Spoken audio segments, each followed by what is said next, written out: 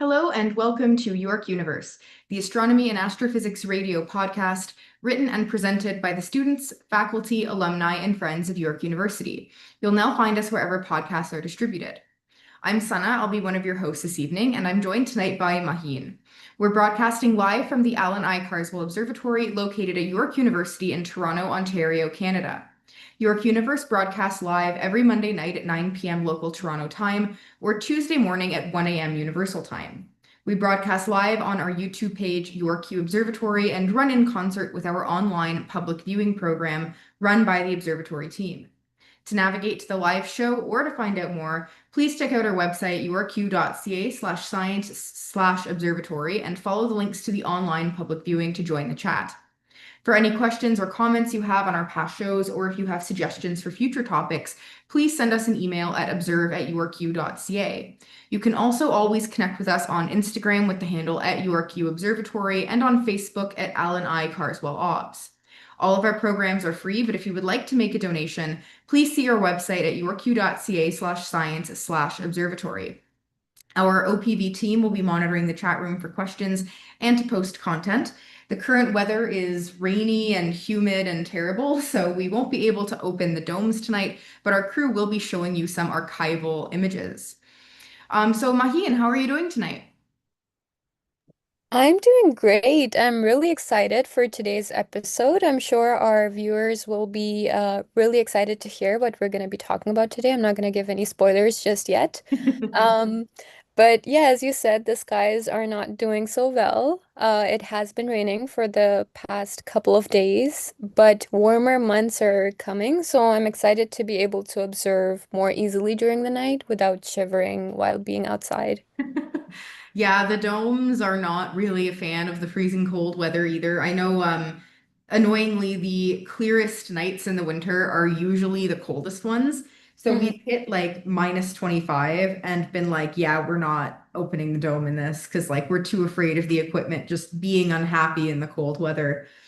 Um, but Yeah, I'm not particularly looking forward to the heat, but it'll definitely be nice to be able to like go and align the telescope without like touching metal and my hands freezing.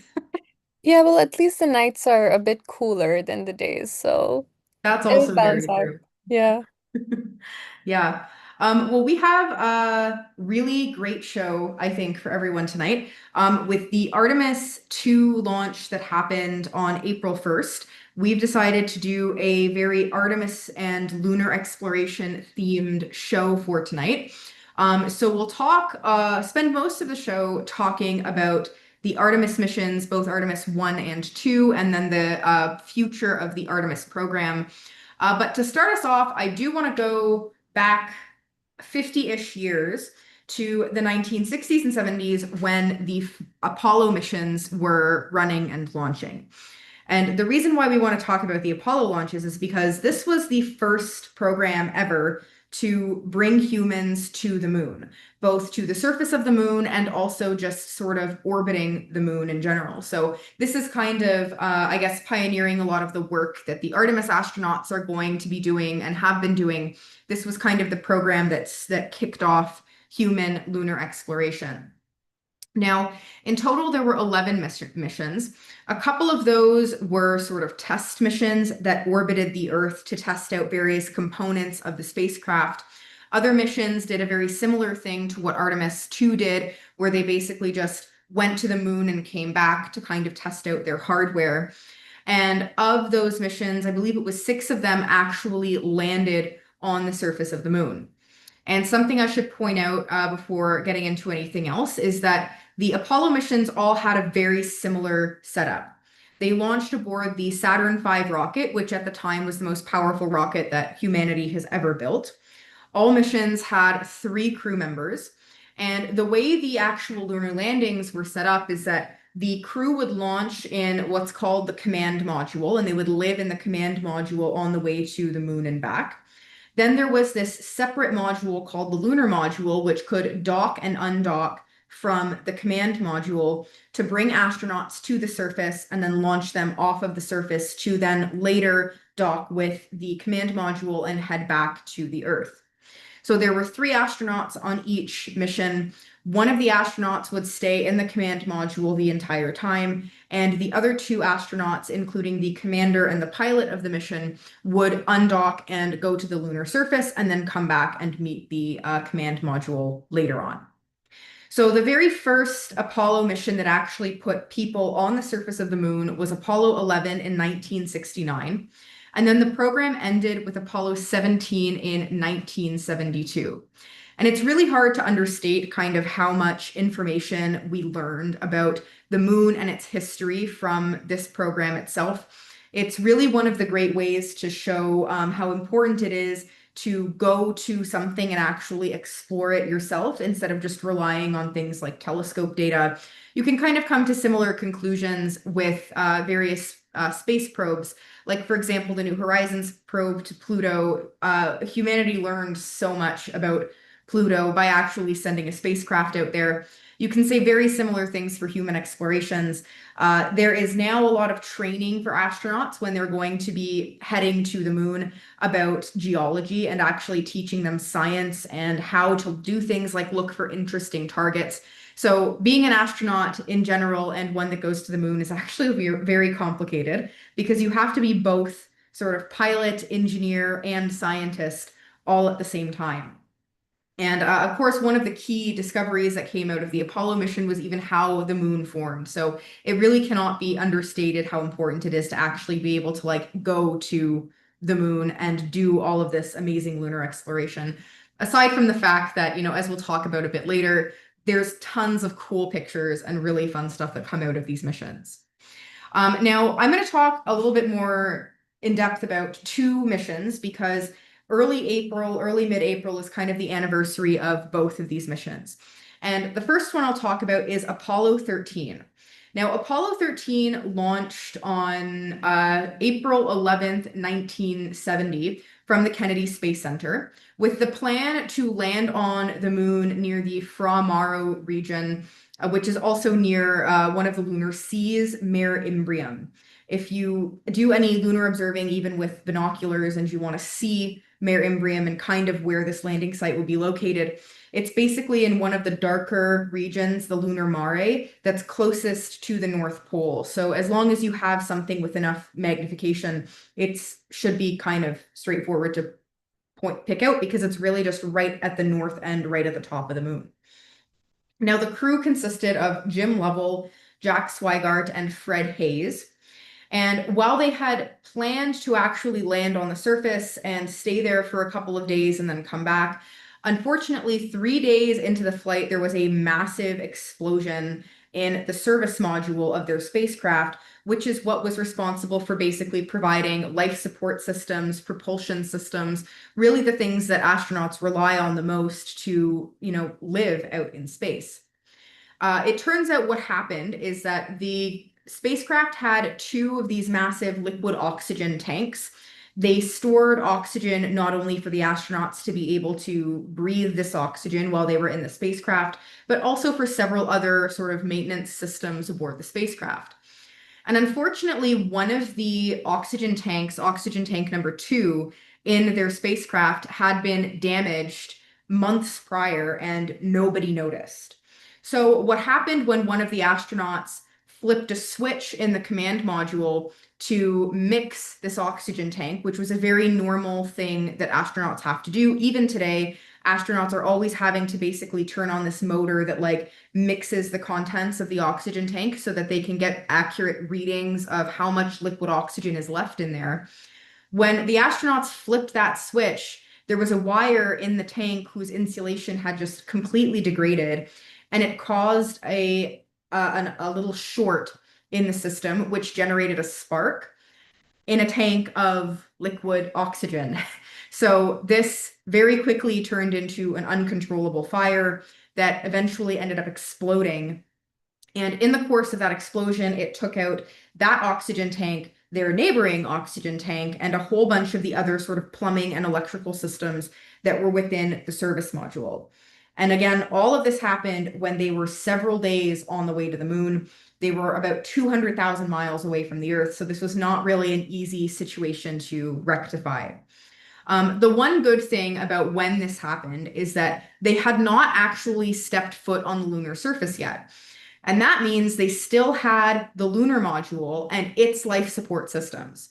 So the lunar module was designed to provide sort of power, propulsion, life support for a crew of two people for maybe a day or so, for however long they were going to be on the lunar surface. But it's now turned into this problem where they can use the life support systems from the lunar module to help keep them alive, but it's not really giving them as much as they needed. So while they were able to use the basic propulsion systems from the lunar module and get some electricity and some power from the lunar module, it wasn't really as much as they actually needed to survive comfortably. So the next few days really it sounded terrible. It was apparently freezing cold in the spacecraft because they didn't really have much heat.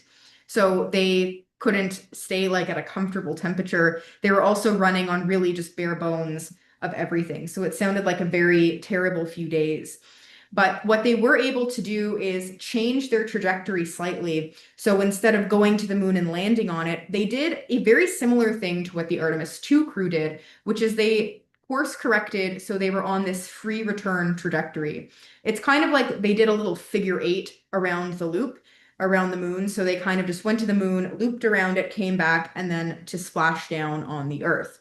This was kind of the long way home because they did still have to go further away than where they were from the Earth. They did have to go all the way out to the moon and then back. But unfortunately, they just didn't have the resources to be able to stop what they're doing, turn around, and come back to the Earth. So this was kind of the safest bet for them to be able to make it home successfully. And in the process of doing this, they sort of broke the record for the furthest distance that any human has traveled away from the Earth on their way back when they were doing that little loop. Now, thankfully, Apollo 13 does have a happy ending, and the three crew members splashed down in the South Pacific Ocean on April 17th, 1970. The landing was very stressful for I think clear reasons because they had so many problems with this. There were a whole lot of modifications that they had to make to the way the landing happened, just to kind of account for the fact that they did not have all of the systems that they should have had for this return. And one of the other similarities between Apollo 13 and Artemis 2 is even how long it took them to re-enter the Earth's atmosphere. Most of the missions in Apollo had this 4-minute blackout period where basically as the spacecraft is falling down to the Earth through the atmosphere, they're going at such high speeds that it generates this plasma around the spacecraft. They have to have very sophisticated heat shields to be able to make sure that the spacecraft itself can actually arrive safely and splash down in the ocean. But the plasma gets so hot that it kind of just blocks all radio communications with the capsules. The length of this radio blackout depends on the angle that you take to splash down and re-enter the Earth's atmosphere. For most of the Apollo missions, that lasted for 4 minutes. For Apollo 13, it actually lasted for 6 minutes. It was unexpectedly long just because of the angle that they took to re-enter the atmosphere. And it actually led to a lot of the flight controllers getting concerned that something had gone wrong in the reentry and that the capsule had broken up at the time. So it was definitely a very stressful reentry. But again, thankfully it went well. All three astronauts returned safely to Earth, and none of them ever flew again, which is honestly kind of understandable.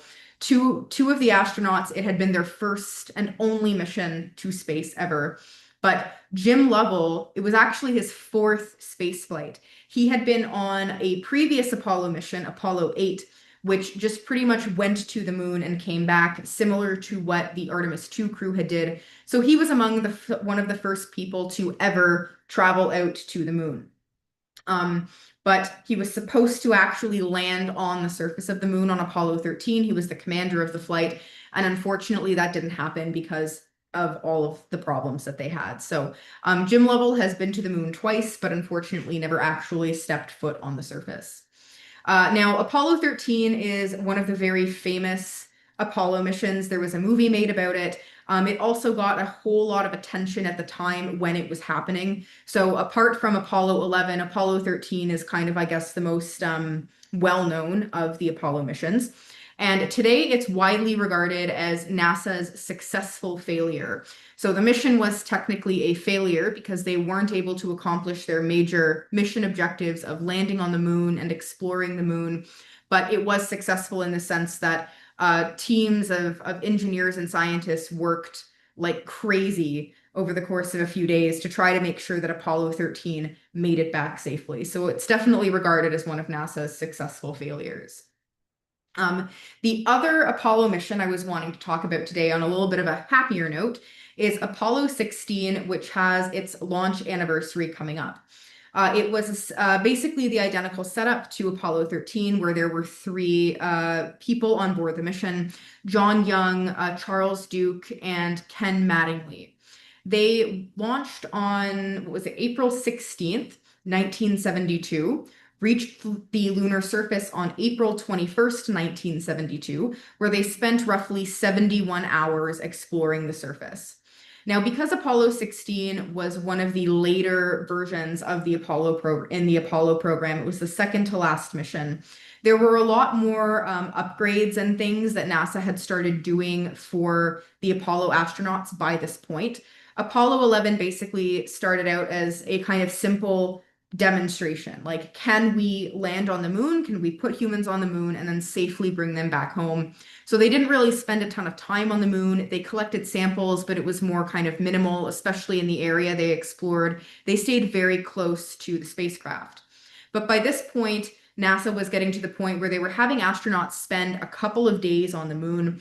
They even got them these lunar roving vehicles, or moon buggies, that are literally just like cars that astronauts could drive on the moon and take them much further away from the spacecraft than they could just on foot and walking.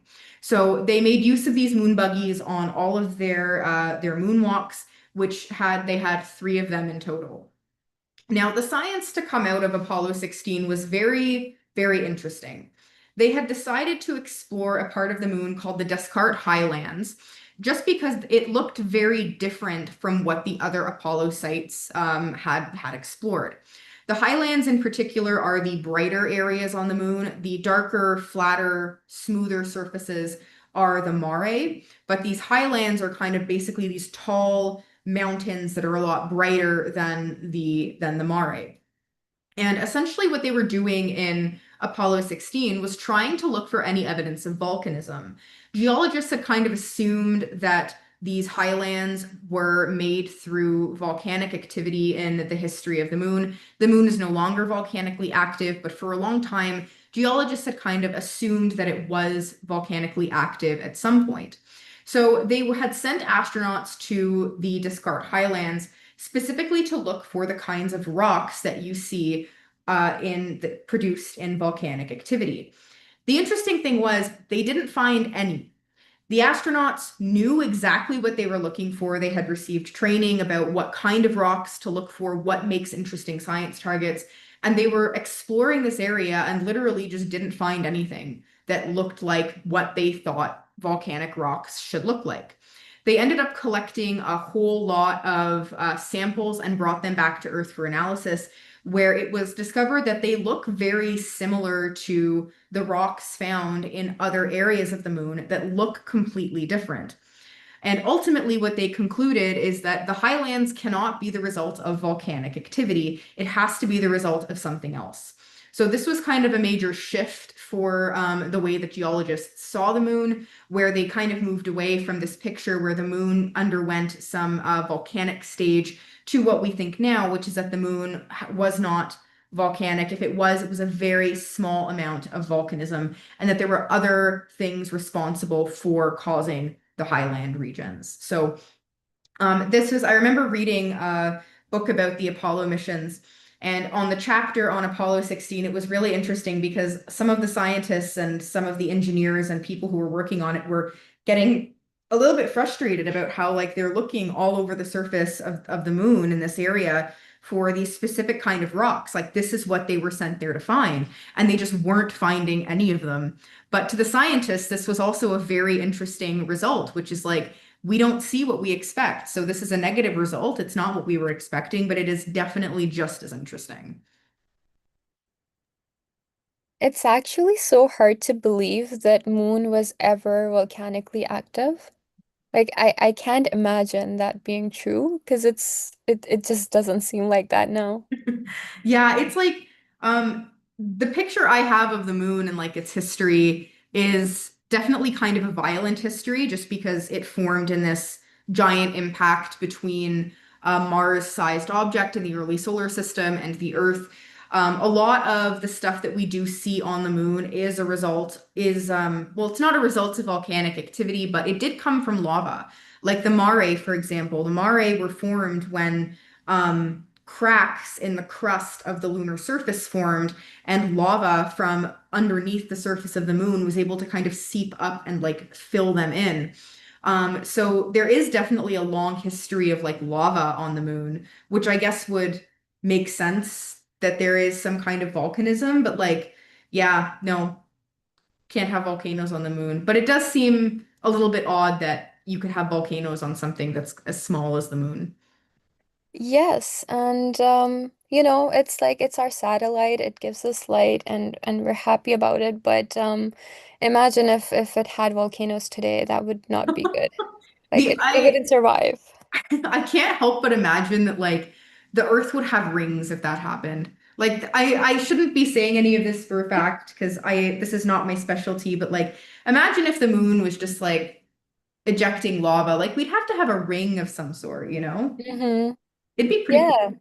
Yeah, because of Um, gravity, right? Like it would cause it to orbit around Earth in some ways. yeah, imagine the headache that this would cause for some satellites though. Like You're worrying about satellites? I'm worrying about humans. I wouldn't be too worried about humans because, like, the Earth's, I would assume the Earth's atmosphere would give us quite a bit of protection, but I guess if Hmm. it had like a major volcanic event, it probably wouldn't. Hmm. But oh no. Yeah, we wouldn't want that.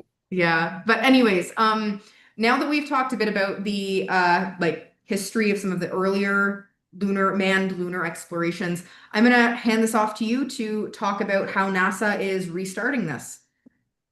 Yes, thank you, Sana. So, in this lunar and space exploration themed episode of York Universe, I will now transition us to a very recent and hot topic in all, at least I can say, astronomy gatherings, and it is the Artemis mission. So, going forward, most of our discussion is based on the recent launch and return of NASA astronauts from the moon, which you might have seen on the news, and a lot of articles going around right now about those. So, to set the scene, for astronomy history, I wanted to discuss the Artemis 1 mission, which came before this recent mission, Artemis 2, which we're going to be talking about later. So, on November 16th, 2022, Artemis 1 marked the first integrated test flight of NASA's new deep space human exploration system.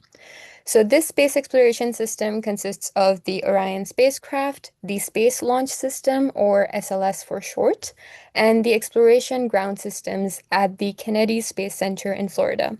So, these had not been tested before, and the goal of this flight was to test this new system and its capability to carry humans to the moon and its vicinity in future missions. So, as Sana discussed the Apollo missions, it has now been more than 50 years since we set foot on the moon, and our technology has evolved since then. So, testing the capability of our new technology was crucial. This is not to say that our technology has not improved. Of course, it has improved, but it has changed, and we have not gone to the moon with our current technology yet. And so we needed to test how good and how well planned all of that is before we sent humans to the Earth after nearly half a century. So, in this mission, the Orion spacecraft was sent uncrewed on the SLS rocket from Launch Complex 39B at NASA's modernized spaceport at Kennedy. Once in space, it was only attached to the upper stage of the SLS rocket called the ICPS. So this is short for Interim Cryogenic Propulsion Stage, which was meant to push the Orion spacecraft from the Earth's orbit further into space for it to start its trajectory to go from Earth to the moon. So before it started its trajectory towards the moon, it deployed its solar arrays, and eventually, on being pushed by the ICPS, it left the Earth's orbit and it started traveling towards the moon.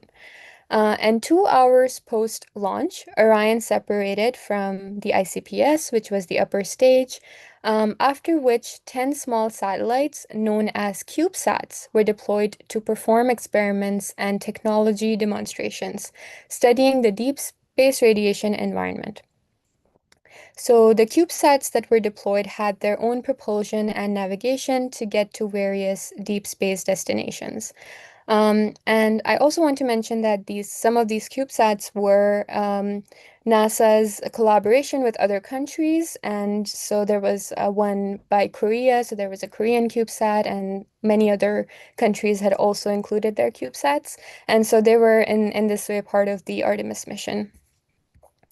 So Orion continued its path from Earth orbit to the moon, propelled by a service module, which was provided by the European Space Agency, which is also one of the big players in this mission. And the spacecraft's main propulsion system and power came from this service module. It also stored necessities that the crew would need in Artemis 2. However, this is still in the testing phase, so there's no crew on board.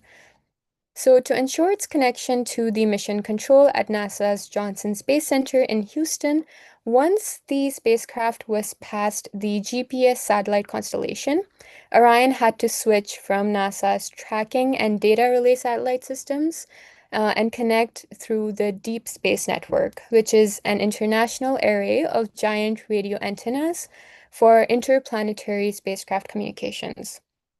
So at some point, you need to switch the communication as you start to enter deep space.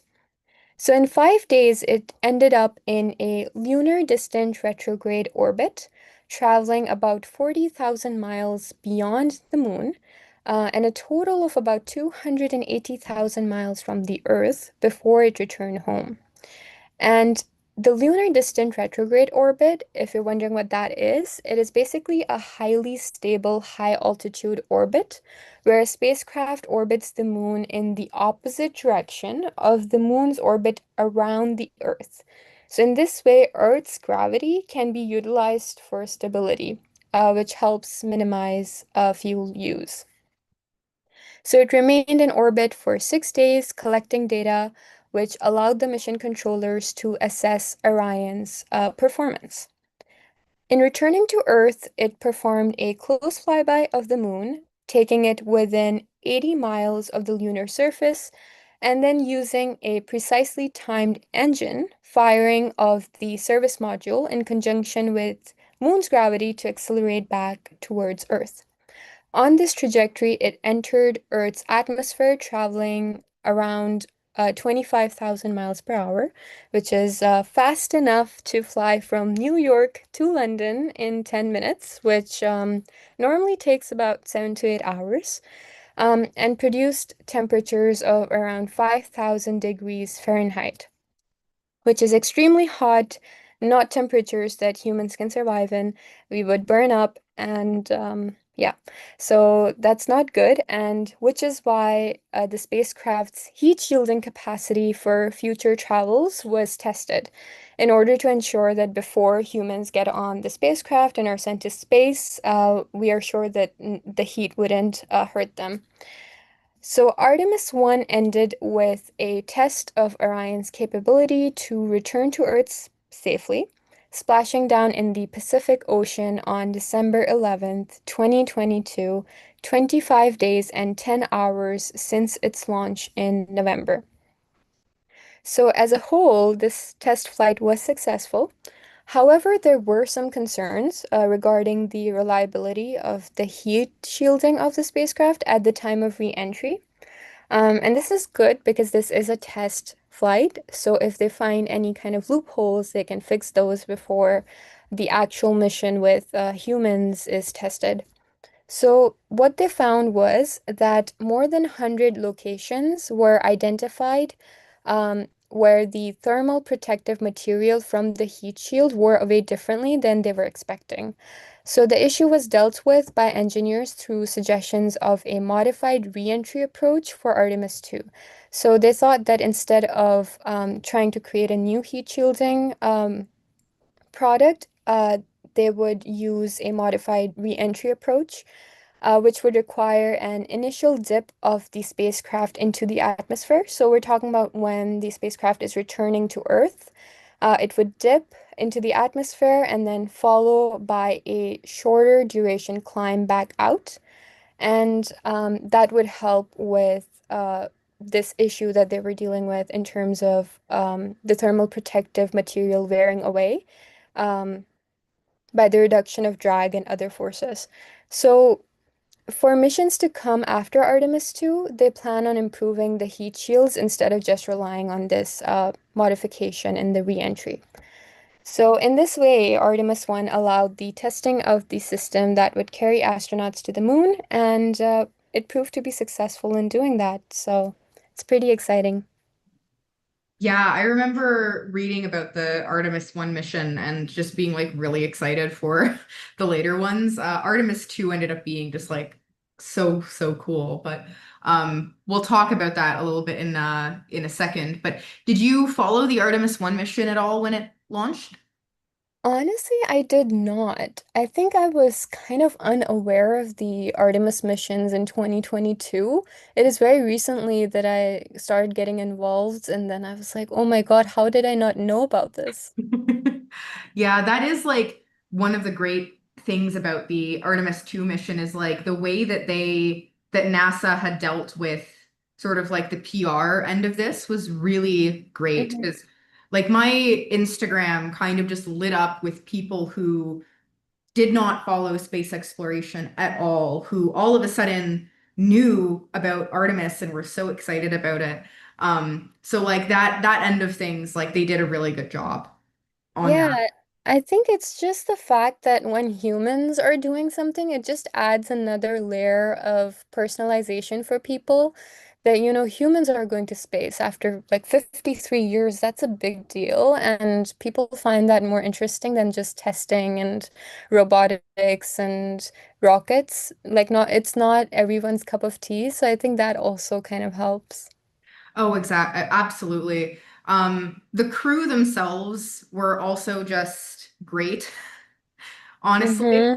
Mm-hmm. Because like NASA had this live stream that was just going for the entire duration of the mission, and at certain times when the crew was just kind of doing normal work or something, they actually had a camera on the inside of the spacecraft that they would do a live stream with, and there were so many just like funny moments that happened Mm-hmm. during this live stream. Like the one that comes to mind is like the jar of Nutella that was like Oh my escaping. God. I That was was thinking the funny. same thing. Yeah. It was living its life. It's like, I'm getting out of here and just flew right across. So yeah, there were definitely adding humans to the missions adds like such an extra dimension to it that yeah, you're absolutely right. It really helps get people interested. Yeah, Uh, plus they're also just, great astronauts. Like it was great to hear about their journeys and even their commentary after the mission. Like I found it very inspiring. Oh, absolutely. Yeah. But we are at the half hour-ish. Oh, we are actually more or less on time today. Just a reminder for anyone who's just tuning in, you are listening to York Universe, broadcasting live from the Allan Carswell Observatory at York University in Toronto, Ontario, Canada. Please visit our website, yorku.ca/science/observatory, to check out the chat if you have any questions or if you want to see any of our content. Tonight you're listening to myself, Sana, and Maheen, and we are currently in the middle of discussing a very Artemis 2 and lunar exploration themed episode. So we will continue talking about Artemis 2 in just a moment. But you should also swing by yorku.ca/science/observatory to get to our online public viewing page because we are showing a bunch of really cool archival images from our 1 meter, 60 centimeter, and 40 centimeter telescopes. So please swing by the YouTube to look at some cool things. In terms of any reminders this week, the biggest reminder I have this week is an observatory tour happening on Wednesday at 7:30 p.m. If you would like to come visit the observatory and check out the telescopes, please go to our website and navigate to our tickets location. There's a link on the main page to Zephy tickets to sign up for the tour. The tours are free as usual, but we do ask that people sign up for it ahead of time just because there is limited space in the observatory. So we need to be able to kind of time how many people come at what hour. So yes, if you'd like to see the telescopes, please come join us. And potentially, if it's clear, we'll be able to open the dome and do some live observing. Um, but getting back to Artemis 2, speaking of the amazing crew members that were on Artemis 2, I'll just give you a quick overview of what exactly the Artemis 2 mission consisted of. So like we've mentioned a couple times, this was NASA's first crewed mission to the moon since Apollo 17 in 1972. So it's definitely a historic kind of groundbreaking moment for human space exploration. The crew launched on April 1st from the Kennedy Space Center, and thankfully this was not an April Fool's joke. They did actually launch on April 1st. And this was following around, I think it was a month or two of delays after there was an issue with helium leaking in the upper stage of the Space Launch System. They had rolled the rocket out to prepare for launch and then had to roll it back in to kind of troubleshoot this helium leak issue. But thankfully, they were able to resolve this, and the crew did actually launch on April 1st, 2026. Now, the launch configuration of Artemis 2 was very similar to Artemis 1. They used the Space Launch System to actually launch the rocket into space, and the crew was living aboard the Orion spacecraft supported by a European-made service module. Now, there were 4 crew members aboard this mission, Commander Reed Wiseman, pilot Victor Glover, mission specialist Christina Koch, and Jeremy Hansen.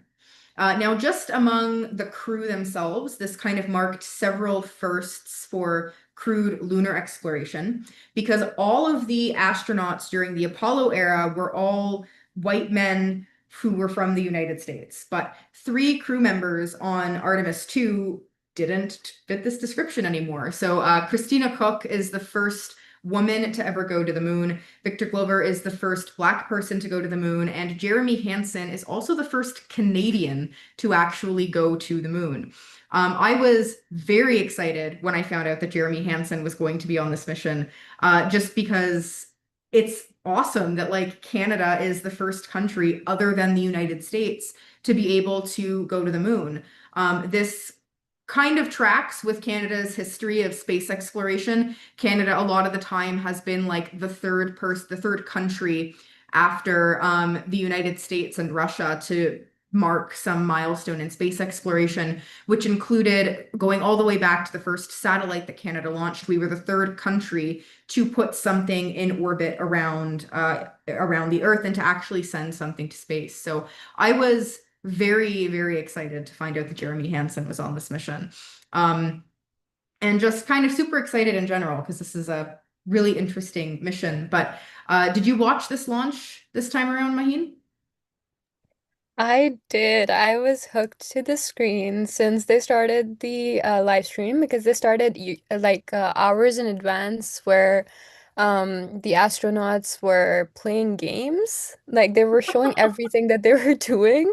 And I was watching all of that. I was not working at all. I should not be saying this on the live stream. But yeah, but at the time of the launch, the funny thing is I was at the grocery store and I was watching it on my phone. So I was bumping into the people because the rocket was about to launch. And so I was really focused on my screen, you know? Yeah, I know what you mean. There were a couple times like that I was watching the live stream when they were about to like hit some milestone, and it's like I'm sitting in front of my laptop with like a Jupyter notebook open, and like I should be coding, but like how can I code when this is happening right now? So yeah, I know the feeling. I was actually in class when the launch happened, and I hadn't realized this until like the day before that I was actually going to be in class for this. Thankfully, it was a very small class of like of 5 people, and half of us are astronomy students. So we got the professor very nicely to pause class for like 20 minutes so we could watch the launch and then go back to class. But it was a really amazing launch to watch. This is the first launch of SLS that I had actually watched live. It's a beautiful rocket.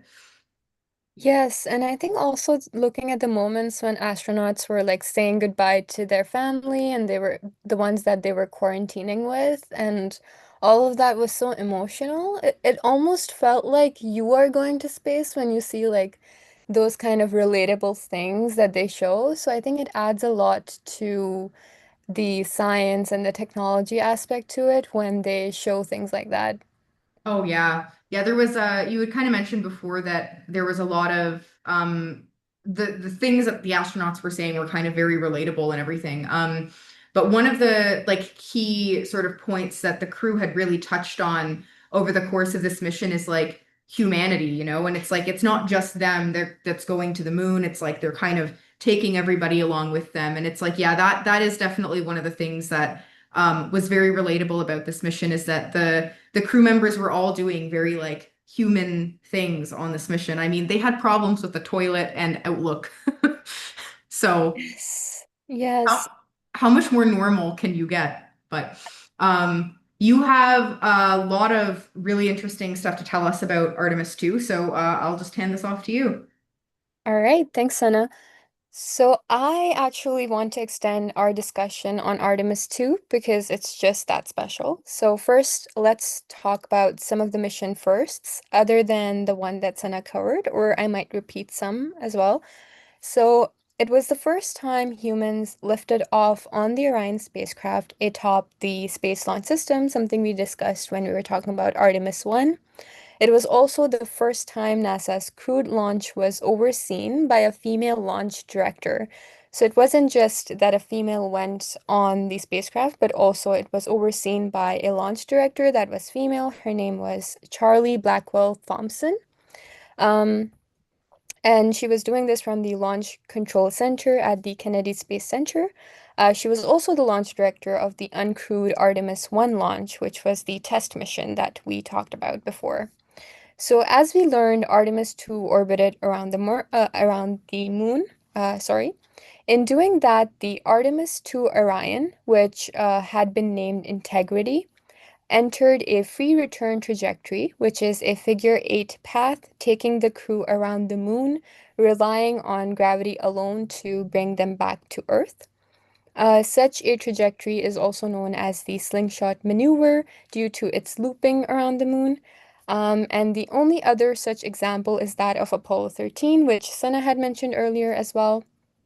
But as she had talked about this in detail, its full return was actually forced and not planned because they didn't know the status of the service module after a mid-flight explosion because of the oxygen tanks, as was discussed before. And so this makes Artemis 2 the first crewed flight to follow a full free return trajectory under nominal conditions and be successful in returning to Earth. Artemis 2 is also the first time we have traveled to the moon in over 50 years, and also a mission that broke Apollo 13's distance record. So we have gone to the moon as farthest as possible on this mission. Um, by which I mean this is like the most distance we've covered. So during its loop around the moon, Artemis 2 reached a maximum distance of 252,757 miles, which is a huge number in comparison to Apollo's 248,655 miles. So, aboard the Orion spacecraft, the four astronauts also became the first people to view the far side of the moon directly with their naked eyes. This is important because geologists on the mission believe that human eyes can discern characteristics on the lunar surface that cameras cannot resolve or reveal in the same manner. And this also is a good place to stress on the point that this is why going into space and looking at things ourselves matters, because it's just not the same as looking through a telescope or sending robotic things, robots and things like that, or unmanned spacecrafts up there and imaging objects. And as Sana also showed excitement, I am also very enthusiastic that while we are in Canada and we're streaming this today from Canada, that we had Jeremy Hansen on there. And of course, this was just a wholly diverse bunch of few people that traveled to Moon, um, different in comparison to how it has been previously. So now switching to some major mission highlights and milestones, I have to talk about the mission's very own mascot, Rise. So you may have seen this plushie floating around in zero gravity on NASA's live stream. It definitely added some extra joy to those live streams. It flew along the crew and carried with it a huge number of people's names from around the world that had submitted their names to want to go onto the Artemis mission on an SD card stored inside it on its journey around the moon. Essentially, this mascot was used as a zero gravity detector, as it would float when the spacecraft reached microgravity, which is when it reached the orbit around the Earth, and was designed by a third grader, Lucas Ye, from California. I mean, that's quite cool, right? Like it was an 80-year-old and a third grader who was able to do this, and he created the mascot that was taken by the Artemis crew. And the inspiration behind the design was the iconic Earthrise moment from the Apollo 8 mission. There's a lot that has come out of this mission since a test mission for future moon landings. Engineers needed to be able to put Orion through a full in-flight evaluation. The crew tested the spacecraft's life support systems, confirming Orion's ability to sustain humans in deep space. And in piloting demonstrations, crew members took manual control of the spacecraft, flying Orion to validate its handling and collect data to guide future rendezvous and docking operations with human-rated landers in Artemis 3 and beyond. And if you're wondering what rendezvous or docking means, so these are terms when you're in space. So if you're approaching a target, that is known as rendezvous, and then docking is when you're securing the connection. And these are important when astronauts are visiting even the International Space Stations or there are um, fixes needed onto the International Space Station, so they carry equipment. And so all of these techniques can be useful in those scenarios as well. And so they needed to be kind of tested for the Orion spacecraft. And the astronauts aboard also supported scientific investigation. So this was a very cool aspect of it. Of course, there's technological development, there are economic benefits that are foreseeable in the future with these missions. However, of course, there's scientific investigations that are very important. And eventually, they're hoping to live and work on the moon as they build a moon base and are considering Mars as a future target. So, this is sort of the first step that they're taking. And this involves something that they did scientifically was studying the response of human tissue to microgravity and deep space radiation under an experiment called Avatar. And they basically gathered essential health data for long duration missions under other experiments. So for Avatar, they had these chips that were made of human tissue, and they were able to use these chips to study how human tissue would be affected under microgravity. I know it sounds very sci-fi, but this is very real, and they call it Avatar, so that's very interesting. But the science goals and the space medicine-ish goals, so if you're wondering what space medicine is, now that we're seeing that more astronauts are going to be doing such missions. Of course, there's already astronauts that go to the International Space Stations. So we do have astronauts in space. And the way that human health functions in space is slightly different than the way it works on Earth. And so it is useful to be able to study how humans are impacted in different space environments to be able to create specialized treating or medical aid kits that every astronaut might need. And so things like that. So it's becoming a growing field within space exploration. And so these are some of the targets that they have. They were also able to capture more than 7,000 images of the lunar surface and a solar eclipse, during which the moon blocked the sun from Orion's Wantage point. So they were able to get images of Earthset, Earthrise, impact craters, ancient lava flows. We discussed that the lunar surface could have lava flows, the Milky Way galaxy, and surface features and color variation across the lunar terrain. And there's just so much more detail to this mission than we can just cover in one story. So I encourage listeners to check out NASA's Artemis mission website and a ton of articles and coverage that is out there with regards to the science goals, technological development, the rockets, the spacecraft itself. So a lot of information out there. But Artemis 2 has given us a wealth of information, data, and images to work through and understand not only so that we are able to expand our knowledge, but for us to be able to make well-informed decisions about the future of space exploration and scientific advancement in the upcoming missions. Yeah, this was a absolutely great mission. There's so much cool stuff to come out of this. Have you taken a look at a lot of the pictures that they got from the close approach to the moon? I've definitely seen some of them. The image of the Earth, the full Earth that they got, that was so beautiful. Like they have Oh such yeah. wonderful images. Yeah. Yeah. Um, One of the interesting things also is that I was hearing aboard the on the live stream, like they were actually asking astronauts to sketch what they were seeing instead of just taking pictures. So Mhm. yeah, I guess there is definitely something about like being able to actually see something with your own eyes. I especially imagine in the eclipse part of it, they probably would have seen more detail with their eyes on the solar corona than they did getting pictures. At least when I got pictures during the eclipse, that's how it how it ended up working out. Um, Yeah. Yeah, I agree. And I think I also saw like a live stream snapshot where the geologists were very excited to hear that they saw some kind of impact on the moon. yeah, I saw that. That was a cute moment. Yeah, they were actually seeing like flashes of light when little meteors hit the or meteorites struck the surface of the moon, Mm-hmm. which is that sounds really cool.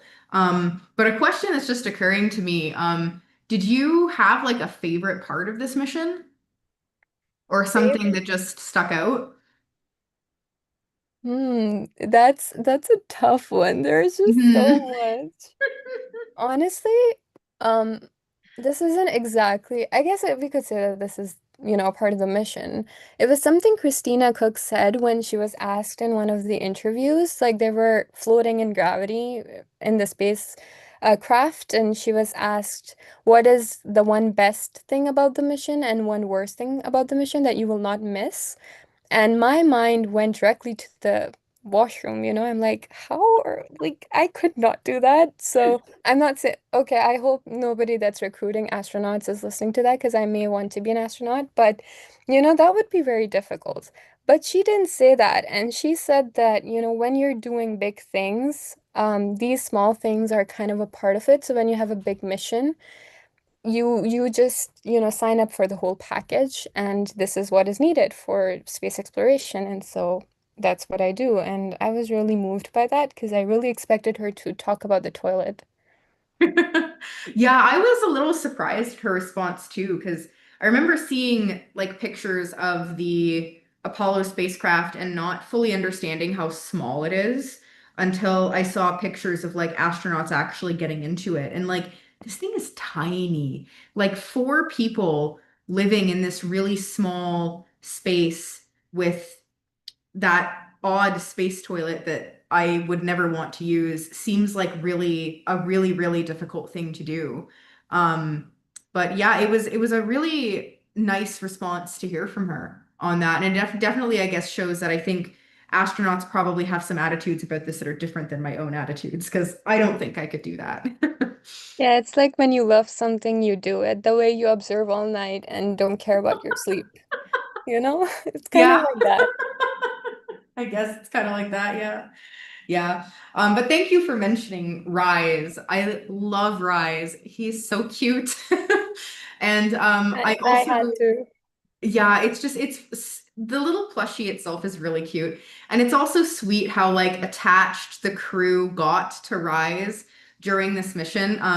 So at the end of it, Reed Wiseman was supposed to leave Rise in the capsule to be retrieved later, but he was like, I couldn't do it. I put him in this like waterproof bag when everybody was getting out of the capsule and just took him with me. So in a bunch of the like press conferences and stuff, he's had Rise with him, and it's really cute. I love that little plushie. Yeah, definitely a highlight of the mission. Definitely. Um, but in terms of, in our last few minutes, we can talk a little bit about the future plans for Artemis. So the plans surrounding Artemis 3 and 4 have changed a little bit as of a few months ago, as after there was a change in the NASA administration. Just to kind of accommodate the fact that we do not have at the moment actual tested lunar landers that can put people on the surface of the moon.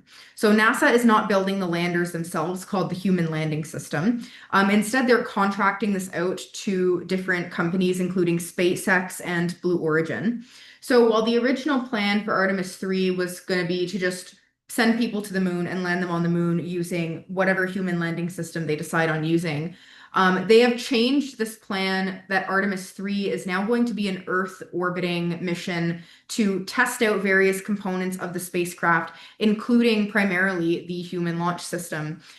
They're kind of trying to test a couple of different things, including how they can dock to the human landing system, to Orion, and also how they can do things like off-Earth refueling and even the life support systems of the human landing systems.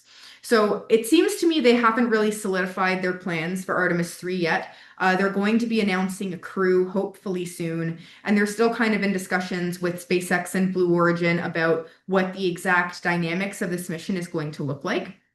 But currently, they've planned this mission for mid 2027. Following that, they're going to have Artemis 4, which is planned on actually bringing people to the surface of the moon. I think there's even less plans sort of written down on paper for this mission at the moment, just because a lot of what they decide to do in Artemis 4 will depend on what happens in Artemis 3. The biggest thing is they're going to just use the results of Artemis 3 to try and decide between the two different landing systems and which one of these companies and spacecrafts is going to be responsible for shuttling people to and from the surface of the moon.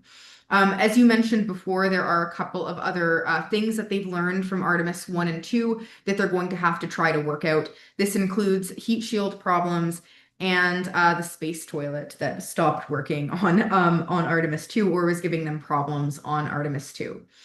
So with Artemis 4, that is now planned for around 2028. After Artemis 4, they're going to basically increase the frequency with which they go to the surface of the moon.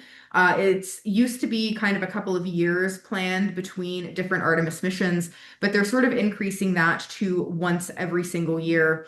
When they're going to start building a lunar base, they're starting on Artemis 5. So essentially the longer term goals of the Artemis missions here is to kind of just establish a longer term presence on the moon.